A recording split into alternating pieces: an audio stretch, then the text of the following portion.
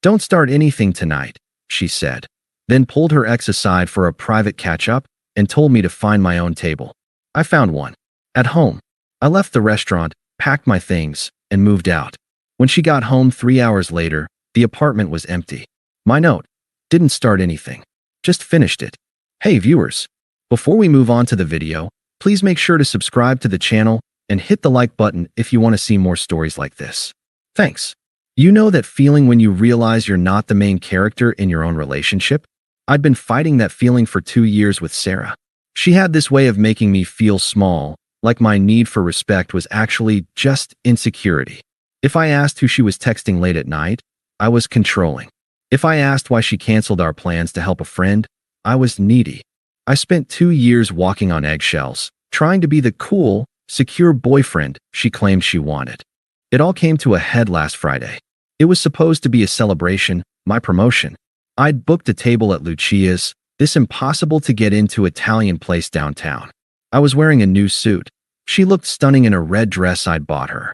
For the first 10 minutes, things were perfect. Then, we got to the hostess stand. Sarah? Sarah Miller. I felt her entire body tense up next to me. I looked over and saw a guy walking out of the bar area. Tall, stubble, leather jacket over a t-shirt. It was Mark, her ex. The one she described as toxic but intense. The one she had cried over a month before we met. Her face didn't look like someone seeing a toxic ex. She lit up. It was a brightness I hadn't seen directed at me in months. Mark. Oh my God, she breathed out, stepping away from me. He grinned, that lazy, arrogant smirk of a guy who knows he still has hooks in someone. Look at you. Still killing it in red. He didn't even look at me. I was invisible. A prop. I stepped forward, extending a hand, trying to assert some presence. I'm David, Sarah's boyfriend. Mark barely flicked his eyes toward me. He didn't take my hand. He just looked back at Sarah and laughed. Boyfriend. Right. Good for you, Sarah. Safe choice. That was the moment. The disrespect was so loud it was deafening. I felt the heat rise in my neck. I opened my mouth to say something, to tell him to back off, to tell her we were leaving, but Sarah cut me off. She turned to me, her eyes hard and annoyed. She put a hand flat on my chest, not affectionately, but to hold me back. David, stop, she hissed. Don't start anything tonight. Start anything? I asked, my voice rising. He just disrespected me to my face. He's joking. That's just his sense of humor. Don't be so sensitive, she snapped, then glanced back at Mark like she was worried he would be offended by my existence. She lowered her voice. I haven't seen him in 3 years. I need to clear the air. It's important for my closure. Closure? We're at dinner. For my promotion. It'll take 10 minutes, she said, waving her hand dismissively. She wasn't asking. She was telling. She turned her back to me, angling her body toward Mark.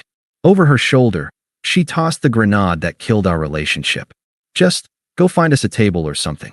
Order me a glass of Pinot. I'll be there in a few minutes. Don't be weird about this. She grabbed Mark's arm, actually grabbed it, and guided him toward the patio doors. Let's go outside. It's too loud in here. I stood there. The hostess was staring at me. The couple behind us was staring at me. I was a grown man, standing in a crowded restaurant, being told to go sit in the corner like a scolded child while my girlfriend went on a mini date with her ex. The hostess cleared her throat. Sir, your table is ready. Shall I seat you? I looked at the patio door. I could see them through the glass. She was laughing, her hand touching his bicep. She looked alive. She looked like she was exactly where she wanted to be. And I realized, with a clarity that felt like ice water hitting my veins, I wasn't her boyfriend. I was her placeholder. I was the safe harbor she parked in while she waited for the storm to pass. I looked at the hostess. No, I said. My voice was surprisingly steady. I won't be needing the table. I turned around and walked out the front door. I didn't storm out. I didn't cause a scene. I walked to my car with the calm precision of a bomb disposal technician. I checked the time. 7:15 p.m. If she was clearing the air with Mark, and if the way she touched his arm was any indication, 10 minutes was a lie. They would have a drink. Maybe 2. They would reminisce. She would lose track of time because she didn't respect mine. I estimated I had at least 2 hours, maybe 3, before she even thought to check her phone. I drove home in silence. No radio. Just the hum of the engine and the new plan forming in my head. When I got to our apartment, I didn't feel sad. I felt efficient. I walked in and went straight to the bedroom. I didn't have time to move furniture, and frankly, I didn't want the couch. We bought it together. It was tainted. I wanted only what was mine. I wanted to execute an erasure. I grabbed a box of heavy-duty black trash bags from under the sink. Rip. Open. Fill. I cleared my side of the closet in 4 minutes. Suits, shirts, jeans, I didn't fold them. I swept them off the hangers directly into the bags. The sound of the hangers clattering together was the only noise in the room. Rip. Open. Fill. The bathroom drawer. My razor, my cologne, my prescription meds. I left the toothpaste. I left the shared soap. I took only what kept me alive and made me me. I moved to the living room. This was the most satisfying part. I unplugged my PS5. I took the switch. I took my laptop. Then, I went to the router. I paid the internet bill. The account was in my name. I unplugged the modem and the router and shoved them into my backpack. Petty? Maybe. But she wanted to communicate with her ex? She could use her own data. I went to the safe. Passport. Birth certificate. Watch collection. The emergency cash envelope. I worked up a sweat. I was moving like a blur. By 8:30 p.m., my car was packed floor to ceiling. The back seat was a mountain of black plastic bags. I walked back into the apartment for the final check. It didn't look like someone had moved out in a normal way. It looked like a rupture. My side of the vanity was bare. The closet was a gaping hole of empty space next to her colorful dresses. The entertainment center was a skeleton of wires dangling where the consoles used to be. I took the spare key off my ring. I placed it on the kitchen counter. I looked around for a piece of paper. I found a piece of junk mail, an offer for a credit card. I flipped it over. I took a Sharpie. I wanted to write a paragraph. I wanted to scream at her in ink. I wanted to list every time she made me feel small. But then I remembered the restaurant. I remembered her telling me, don't start anything. She wanted me to be quiet? Fine. I wrote 5 words. Didn't start anything. Just finished it. I left the note next to the key.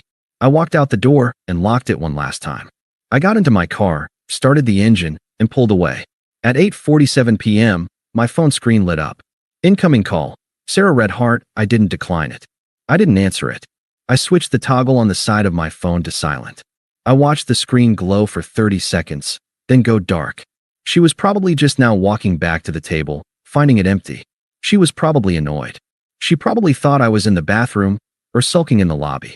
She had no idea that she was currently dialing a ghost. I drove toward the highway. I had nowhere specific to go yet. Maybe a hotel, maybe my brother's place 3 towns over. But I had never felt more at home than I did in that car, driving away from a woman who told me to wait my turn. My turn was over. I checked into a Holiday Inn about 20 minutes away. I didn't go to a luxury hotel. I wasn't celebrating. I was bunkering down. I ordered a pepperoni pizza, cracked open a beer from the minibar, and sat on the bed. My phone was face down on the nightstand, vibrating against the wood every few minutes. BZZT. I didn't need to be in the apartment to know exactly how the timeline was playing out. I could reconstruct the crime scene just by listening to the voicemails later. Voicemail 1 to 8:55 p.m. David? Where are you? I'm back at the table. The waiter said you left. Stop being dramatic and come pick me up. It's not funny. Tone annoyed. Entitled. She thinks I'm sitting in the parking lot, teaching me a lesson. Voicemail 2 to 9:15 p.m. Okay, seriously, pick up the phone. I'm standing outside. Mark already left. He had to meet some friends. I'm not paying for an Uber when you drove us here. This is so childish, David. Call me back. Tone angry. Shifting blame. Mark already ditched her, ironic. Voicemail 3 to 9:48 p.m. David? I'm home. Why are the lights not working? The Alexa isn't connecting. Pause. Heavy breathing. The sound of footsteps echoing on hardwood. David, where's the TV? Where's your computer? David, call me. Right now? You're scaring me. Tone. Confusion. The reality is starting to bleed in. Voicemail 4 to 9:52 p.m. Total breakdown. Sobs. I found the note. What do you mean finished it? You can't just leave. We live together. You took the router? Are you insane? Please, just come home. We can talk about this. I'm sorry I was with Mark so long, okay? I'm sorry. Just come back. I listened to that last one while chewing a slice of pizza. It was cold, detached curiosity. I didn't feel a pull to go comfort her. I didn't feel guilty. I just felt like I was watching a character in a movie realize the killer is already in the house. Except in this movie, the killer was the consequences of her own actions. I turned the phone off completely. I slept like a baby. The next morning, I woke up to 47 missed calls and 30 texts. But the silence in that hotel room was the loudest, most peaceful thing I'd ever heard. I wasn't waiting for her approval. I wasn't wondering if I was enough. I was just free. The fallout began fast. When a person like Sarah, someone who relies on validation and financial safety nets, loses their footing, they don't self-reflect. They recruit allies. 2 days later, my phone rang. It was Jessica, Sarah's best friend. Jessica had always tolerated me, treating me like a handy accessory that came with Sarah. I answered. I wanted to hear the spin. "You are a piece of sh*t, David." Jessica spat before I could even say hello. "Hello to you too, Jessica." "She is a wreck. She hasn't eaten in 2 days. How could you just abandon her like that? Over a 5-minute conversation with an old friend? You're insecure, controlling, and honestly, terrifying. Who clears out an apartment in 3 hours? Someone who doesn't want to stay where he isn't respected," I said calmly. "Respected? She told you to grab a table. She was trying to manage a delicate situation with an ex, and you threw a tantrum." "Jessica," I cut in, my voice flat. "She didn't tell me to grab a table. She told me not to start anything. She told me to go sit alone while she drank with the guy she used to sleep with on the night celebrating my promotion. She prioritized his ego over my dignity. She told me to go away. So I went away. She loves you. It was a mistake. It wasn't a mistake. It was a choice. And tell her not to worry about the rent. I paid through the end of the month. She has 28 days to figure out how to pay for a 2-bedroom apartment in the city on a receptionist salary. Or maybe she can ask Mark to move in." I hung up and blocked Jessica. Speaking of Mark, that was the sweetest piece of accidental justice. I found out later through a mutual friend what happened with the savior. Once I was gone, Sarah immediately tried to pivot to Mark. She texted him, probably looking for a shoulder to cry on, maybe hoping this was fate clearing the path for them to be together. Mark left her on red. Turns out, Mark wasn't looking to reconnect. He was just passing through town, bored, and saw an old flame he could get an ego boost from.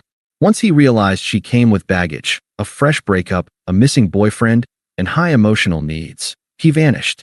He blocked her on Instagram 3 days after the restaurant incident. She had burned her castle to the ground for a guy who wouldn't even buy her a second drink.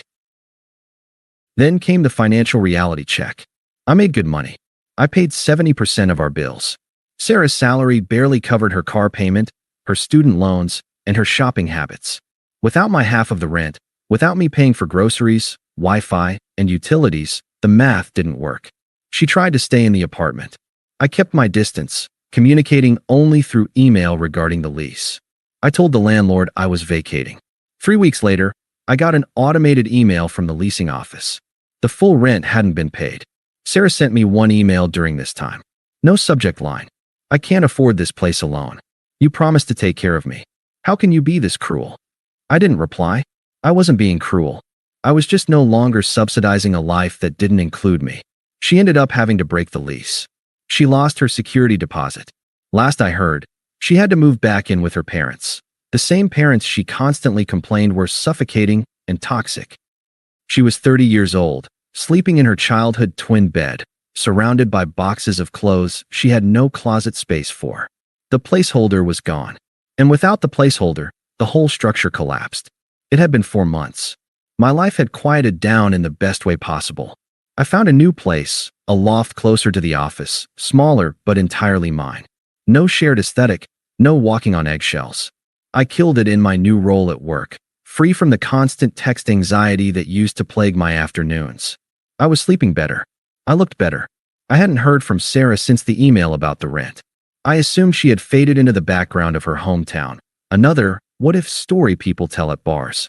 Then, she ambushed me. It was a Tuesday, around 8 a.m. I was at the coffee shop near my office, waiting for a pour-over.